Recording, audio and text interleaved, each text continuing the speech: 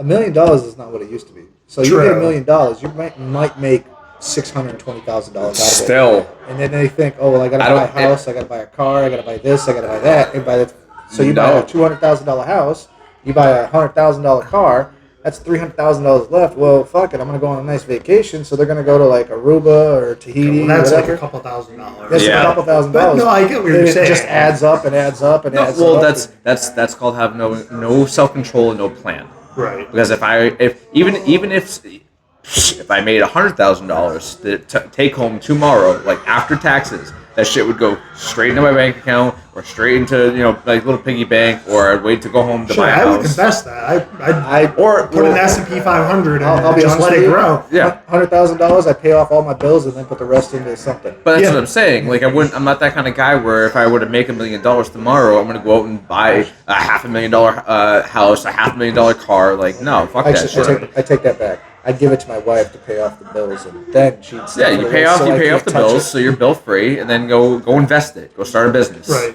In like when you have that much money, like if you have that much liquid capital, like in your pocket, and you can just go invest it, it's going to grow exponentially faster than if you're just putting in chump change. But if you do $100,000, realistically, you're only getting like $66,000 out of it. Something's better than nothing. Yeah, so and that's only $66,000. That's roughly what I make per year. So yeah, so you just got a whole year's paycheck within a day. so regardless, just pay off your bills and sit on it. I've always said, like, hypothetically, if I won $1 million or any sum of money, it's not going to change my life. I would still go to work. I probably need to conceal my identity, but I would still. All I could see you is doing is that slogan. He goes, "I'm not going to tell anyone, but there will be signs." There's going to be signs. Like a fake mustache.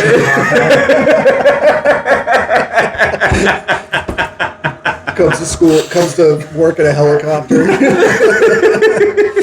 I don't need to walk to the North Pole anymore. Fly a helicopter, fly me over there. What the fuck? Where's that from? Don't worry about it.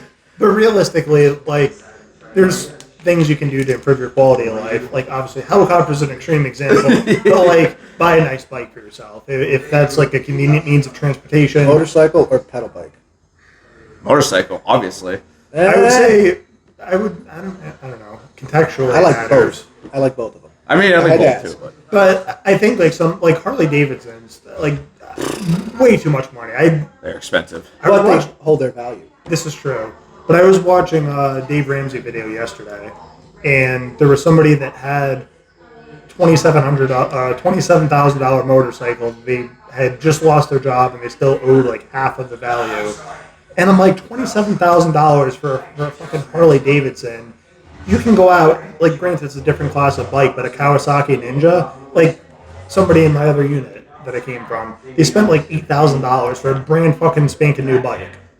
Like, even if you are a diehard Harley-Davidson fan, I think you'd be hard-pressed to go for that over a sport bike.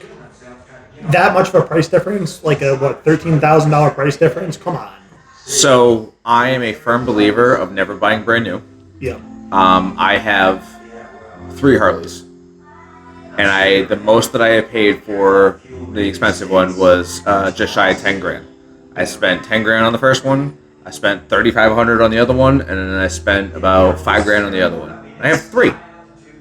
Granted, they all need like a little bit of work, but they're running and they're driving, and I own them outright. So like less than 30 grand for 3 motorcycles. So they're and they're both Harleys. Right. They're all Harleys. So it's just like you can go buy a cheap motorcycle, a used motorcycle for like 10 grand. Right. It's just like it's the point where I'd almost say, like, don't even finance it. Like, it's not even worth financing. Save up the money for like a couple of years.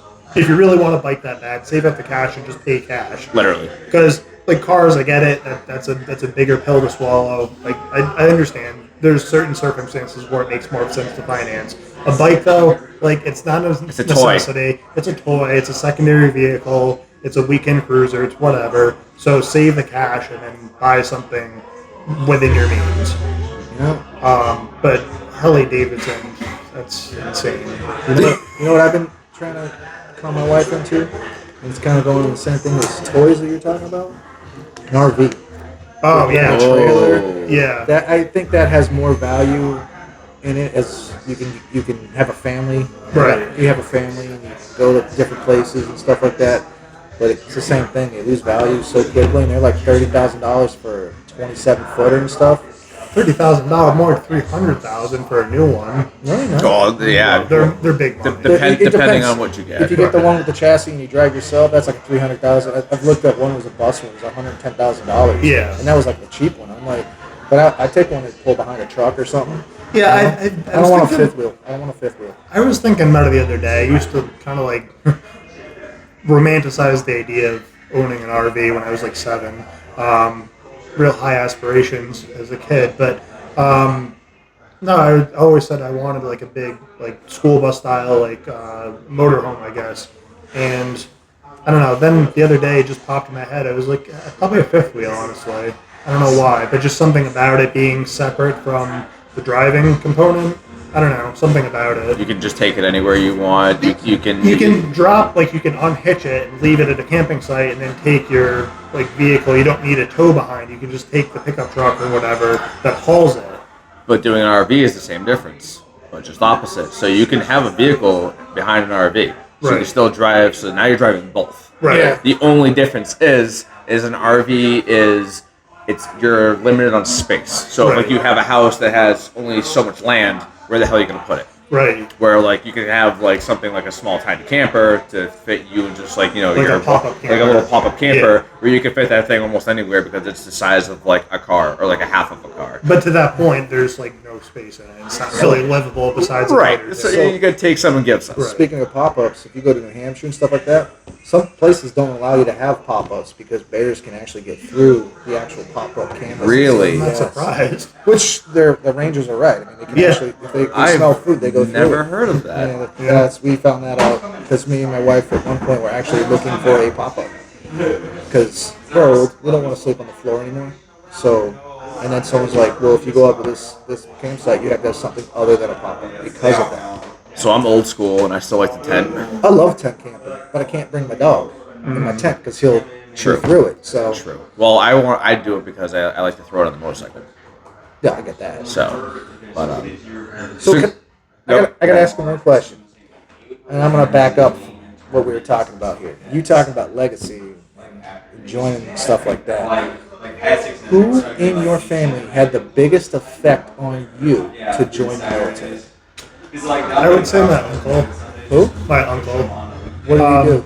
He was in the Air Force. He Okay. served, I think would have been Vietnam era. He enlisted in 68, got out in 88. So, Is he still around? yeah, he's still around. Did he? Was he there at graduation? No. But he's seen you in uniform. Yes. Okay. Yeah.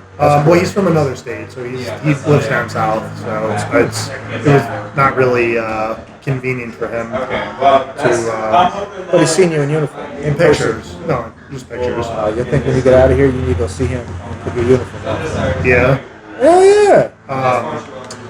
But he, I would say, is the most influential because, like I said, a lot of my relatives had served. But like my grandfather he didn't have a speech impediment, but he just wasn't good with words as he got older. And I couldn't like carry a conversation with him, so I never really got to ask him questions about his service. As I understand it too, it was very traumatic for him. He served in the Korean War, and he saw a lot of combat. He was in the Marines, so it wasn't like a particularly glamorous story to tell, and I think he suppressed it. It caused him a great deal of anguish. So it wasn't something that even if he was capable of talking, it's not something I would have. It's not a subject I would have wanted to broach with him. My other grandfather died when I was like 1, so obviously that conversation never happened. And distant cousins that I never really associated with also served, or a distant cousin. So again, I knew that he served. I talked with him over like instant messenger at the time when he was serving, but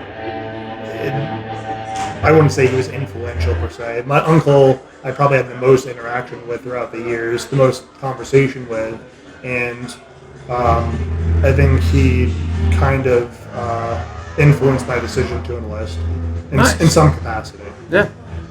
Very cool. Very cool. So you said you've been in for 6 years now? Going in 6. 6 years. Yeah. Okay. Are you a lifer?